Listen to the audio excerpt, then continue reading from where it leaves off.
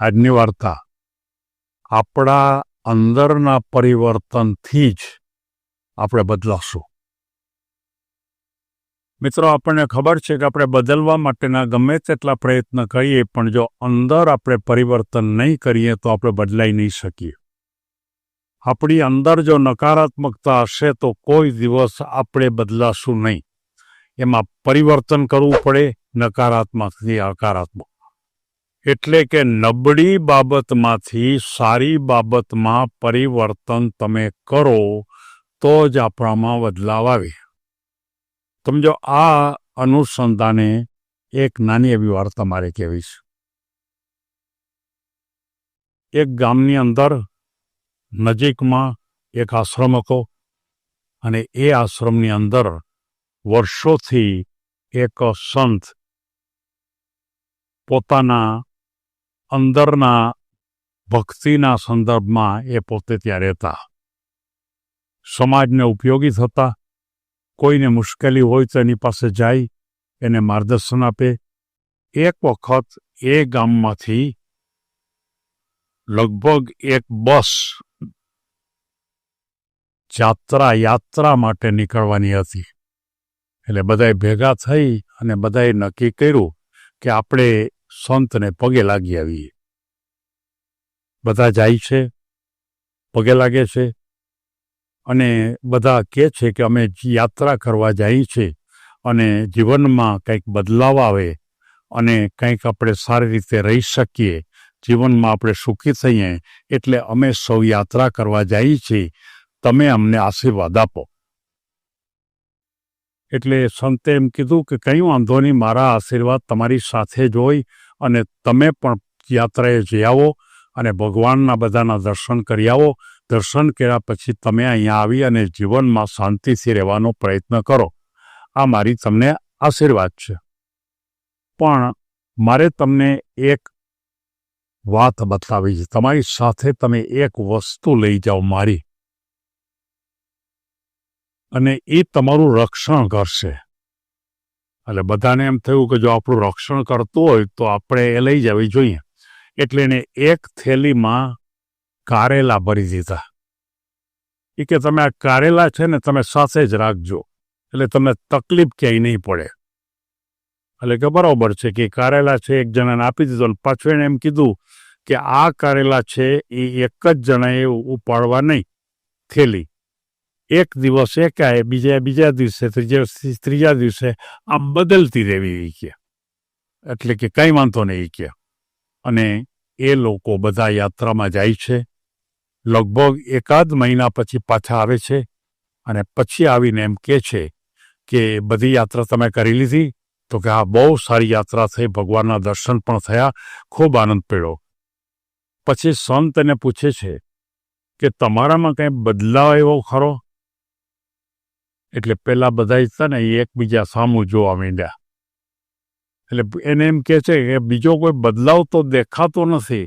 અમને તો એમ હતું કે અમે જાશું ને યાત્રા કરશું અને પછી યાત્રા કરીને પાછા આવશું એટલે અમારા જીવનમાં બહુ મોટો ફેરફાર થઈ જશે.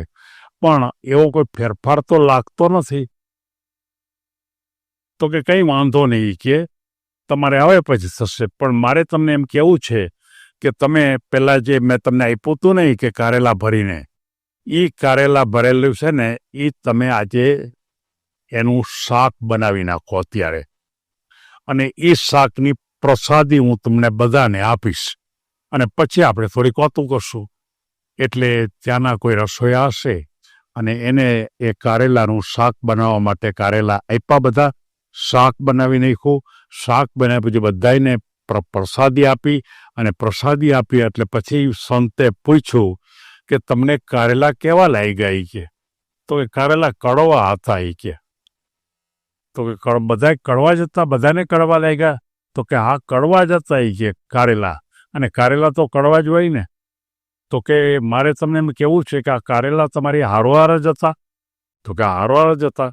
તો કે તમારી જેમ એણે પણ યાત્રા કરી હતી, બધી યાત્રા?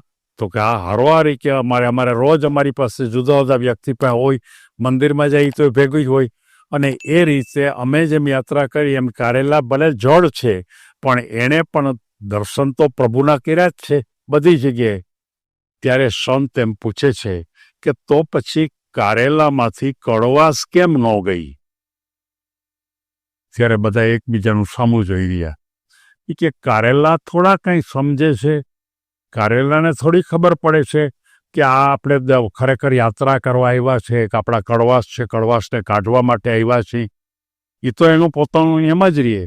ત્યારે સંત બધાને એમ કહે છે કે તમને પણ મારે તમે એ જ કહેવું છે કે તમારી કડવાશ કાઢવા માટે તમે ગયા નહોતા. તમારામાં દુર્ગુણો છે એ દુર્ગુણો કાઢવા માટે ગયા નહોતા. તમે યાત્રા કરવા માટે ગયા હતા એ માત્ર હરવા ફરવા માટે ગયા હતા. જો તમારે બદલવું હોય તો તમારે અંદરથી બદલવું પડે. જો તમે અંદરથી બદલો તો જ તમારામાં બદલાવ આવે. પછી અંદરથી બદલવા માટે તમારે કોઈ યાત્રા કરવા, બહુ મોટા મોટા મંદિરોમાં જવા માટે કે કોઈ પૂજા વિધિ કે એ બધું તમે કરો એ બરોબર છે, પણ કદાચ તમે અહીંયા બેસીને પણ જો એ વસ્તુ કરી શકતા હો અને જો અંદર પણ તમારો બદલાવ આવે વિચારમાં, અને આ વિચારો તમે બદલાવો તો જ તમારામાં બદલાવ આવે, નહીતર તમારામાં બદલાવ ન આવે.